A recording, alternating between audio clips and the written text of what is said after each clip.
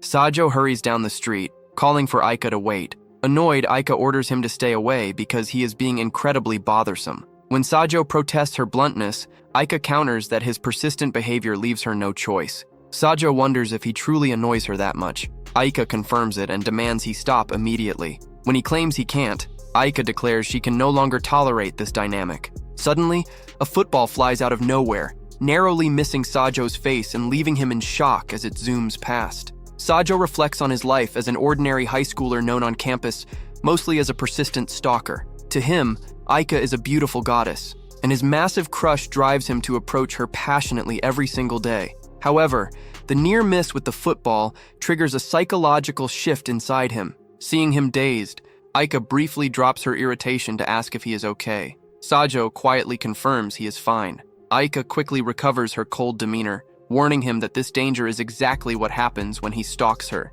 She tells him never to approach her again and walks away. Instead of fighting back, Sajo quietly agrees and resolves to step away. In the classroom, Aika is chatting with her friend Kei when Sajo walks in. Kei greets him, but Sajo gives a muted response. Kei jokes that his near miss was divine punishment for his daily misbehavior, and Sajo calmly agrees. Though Aika tries to drop the subject, Kei warns Sajo that Aika will only dislike him more if he keeps this up. Sajo surprises them both by agreeing completely. Stunned by his submissive attitude, Kei asks if he has a fever. He denies it, leaving her bewildered until the teacher enters and orders everyone to their seats, even remarking on Sajo's unusual quietness. During recess, Sajo encounters Aika in the hallway. She assumes he is stalking her again, but he clarifies he is just heading to the restroom. Inside, male classmates corner him to ask if they fought. When Sajo notes that arguing is normal for them, they point out that he usually pesters her regardless of her anger. Sajo admits his mindset has changed, suddenly asking if it genuinely looks like he loves Aika. The boys find the question ridiculous, noting his obvious infatuation. Sajo agrees, explaining he loves her so much he just wants to support her from afar. At lunchtime, Sajo leaves his desk. Aika nervously speaks up from her adjacent seat, but gets flustered and claims he misheard when he asks if she called. When she demands to know where he is going, Sajo explains he is just heading to the cafeteria.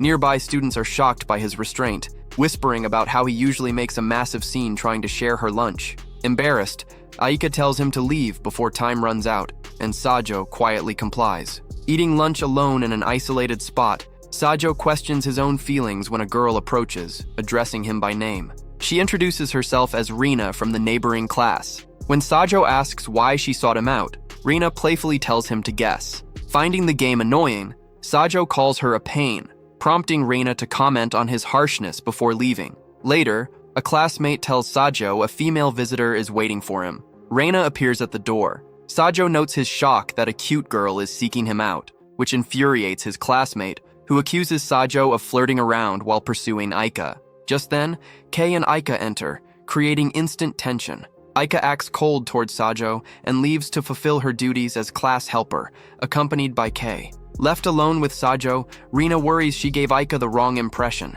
After PE class, Kei corners Sajo, calling him a cheating womanizer for looking at other girls. Sajo is confused, but Kei points out his interactions with Rina, revealing that Rina is deeply devoted to a second-year boyfriend she has dated since middle school. Back in the classroom, Kei finds Sajo lost in thought. She accuses him of being preoccupied with Rina. Sajo admits it and prepares to ask a question, but Rina enters to chat. Kei steps in aggressively, demanding Rina explain why she broke up with her boyfriend. Stunned that Kei knows, Rina grows defensive. Aika tries to restrain Kei, but Kei dismisses her, claiming Rina is targeting Sajo. Rina admits the breakup happened because of her own bad personality traits. Kei, however, insults the ex-boyfriend, claiming Rina is better off with Sajo. When Aika yells at her to stop, Kei doubles down, calling the ex awful for discarding her. Deeply hurt, Rina begs Kei to stop bad-mouthing him and runs off. Sajo rushes after Rina, accidentally colliding with a shy girl carrying papers.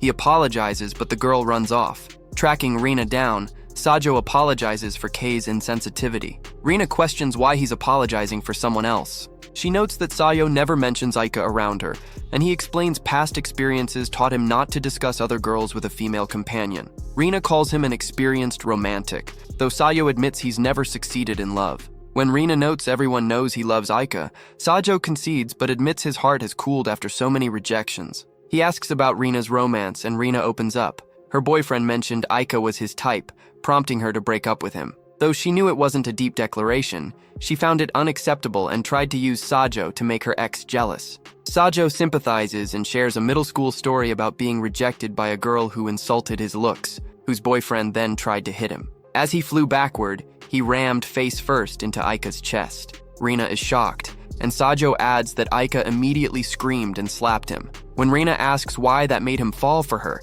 Sajo explains Aika then defended him, angrily telling the bullies that mocking someone's genuine feelings is terrible behavior. Rina finds the story moving, but Sajo reveals he made it up.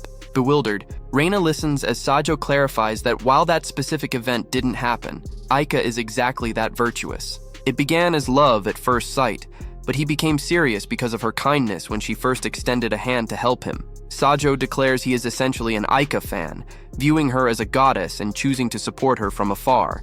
Rina reminds him he wanted to date her, but Sajo explains continuing would make him a nuisance. He resolves to quietly wish for her happiness as a rejected admirer. Rina admits his perspective cheered her up. She declines his offer to scold Kei, realizing Kei was just protecting Aika. She promises no more trouble, concluding with a sigh that all men have flaws. A few days later, Kei and Aika spot Rina and her boyfriend reunited down the street. Kei expresses pity for Sajo, noting he was turned down by both girls in short order, and Aika quietly agrees. At school, Sajo tells Kei his time with Rina was a pleasant dream. When Kei asks if he's satisfied with just memories, Sajo admits he knew Rina had ulterior motives, but decided to enjoy her company anyway, calling a girl like Rina a man's ideal landscape. Overhearing, Aika asks if he's truly comfortable with that. Sajo explains that since he is already heavily disliked, he never expected anything positive. Kei observes that Sajo seems stranger than usual, but he responds that his past behavior was the true abnormality. Classmates join in, mocking Sajo's gloomy expression and asking if Aika finally broke his heart. Sajo jokes that they are undergoing divorce proceedings, shocking Aika. Later, Sajo stares into a mirror, recalling his attempts to ask Aika out and calling himself a fool for chasing someone out of his league. Suddenly, Aika arrives at his house. Stunned, Sajo invites her in and asks how she got his address. She explains some club boys gave her directions. Sajo notes she must have an important reason to visit, awkwardly mentioning no one else is home. Aika gasps, but accepts his quick clarification that he meant nothing inappropriate. Without their knowledge, his older sister Kaide arrives and listens from the hallway. Aika asks Sajo if something happened, clarifying that while he's normally weird, his current rational behavior feels truly bizarre. She vents that he used to be unfazed by rejection, confessing that his sudden lack of attention feels unsettling. Sajo looks at her and directly asks her to go out with him. Aika reacts with shock, stating there's no way she'd agree given the bizarre timing. Sajo calmly notes he already knew she'd say no. He explains that relentlessly pursuing someone who rejects you is creepy through a normal lens. Before he can finish explaining his sudden realization, Kaidi bursts into the room. She pretends to notice Aika for the first time, excitedly asking if she is Sajo's girlfriend. Sajo denies it, explaining it's just business, and offers to walk Aika home. Kaide mocks his gentlemanly attitude. Aika recognizes Kaide, asking if she's on the student council. Kaide confirms she's the vice president, but calls it a major hassle. Walking Aika home, Sajo apologizes for his sister. Aika then asks what Sajo was going to say before the interruption. Sajo explains that since he harassed her in the past, he wants to clarify that he will no longer follow her around, looking forward to being regular classmates. Struck by his distant tone, Aika is further stunned when Sajo asks if she knows any friends who might be a good romantic match for him. Upset, Aika feints to hit him, but she then runs down the street crying that he sucks. The next day, a seating shift places Kei directly behind Sajo. She teases him about being separated from Aika, but Sajo notes the distance ensures he won't bother her anymore. He explains it was high time to move on. Kei accepts this, but says he must take responsibility for his past actions. Because he always hovered around Aika, other classmates felt unable to approach her. Sayo looks across the room and notices Aika sitting completely isolated. Realizing the truth of Kei's words, he resolves to dedicate himself to supporting Aika from afar. When the break arrives, Kei sneaks up and hugs Aika from behind, complaining that she feels lonely ever since the new seating arrangement separated them. Aika gets flustered by the sudden physical contact, telling her friend to relax. Watching from across the room, Sajo notes that he rarely sees Aika acting so friendly with anyone else. Realizing his absence allows her to naturally interact with others, He decides this sudden distance is for the best. Sajo leaves the classroom and wanders down the hallway, lost in thought. He reasons that from Aika's perspective, she tolerated his presence in the past simply to avoid total isolation. Suddenly, a girl named Rin stands in front of him. She confronts him directly, asking if he is the one who frightened her junior committee member the other day. Sajo recalls the timid girl he bumped into, owns up to the mistake, and offers a sincere apology. Rin questions why he feels the need to apologize so deeply, asking if he possessed any malicious intent when he spoke to her. Sajo counters that regardless of intent, the factual result is that he caused her fright.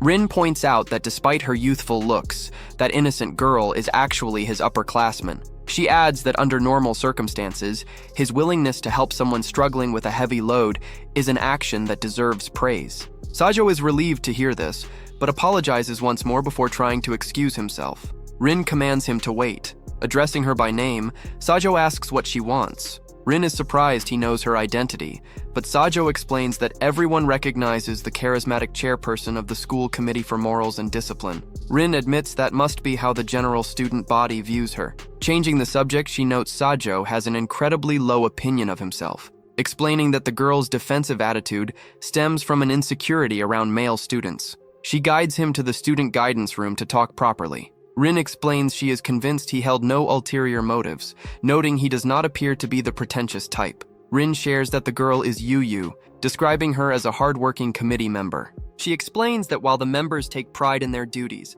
they frequently lose self-confidence and spiral into pessimism. Sajo points out that observing such a flawless upperclassman naturally creates feelings of inadequacy. Rin blushes, telling him not to praise her so heavily. Sajo asks if she is simply worried about her junior. Rin confesses that her own perfection might be the root of the problem. When she tries to encourage her teammates, they always dismiss it, saying she can handle things easily because she is the exceptional chairperson.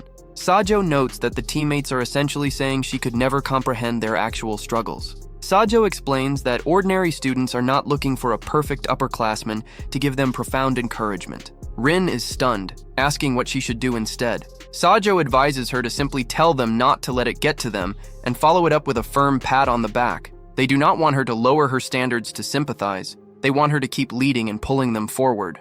Rin contemplates his words, finally understanding the situation. As they leave the room, Rin apologizes for taking up his entire break. Sajo dismisses the concern, bidding her farewell. Rin stops him, realizing she hasn't asked for his name. Sajo quickly lies, telling her his name is Yamazaki. The following morning, Kei rushes towards Sajo in a panic, screaming that the legendary Rin is completely furious. Sajo spots Rin waiting in his classroom. Sensing trouble, he tells Kei to go inside without him. However, Rin spots him immediately and steps forward. Sajo nervously greets her, but Rin immediately exposes his lie, addressing him as the self-professed Yamazaki whose actual name is Sajo. Rin firmly commands him to meet her in the student guidance room during lunch break. Aika watches the confrontation in deep confusion, asking Sajo what on earth he did to get involved with the committee. Before he can answer, the real Yamazaki calls Sajo a bastard, demanding to know why he used his name without permission.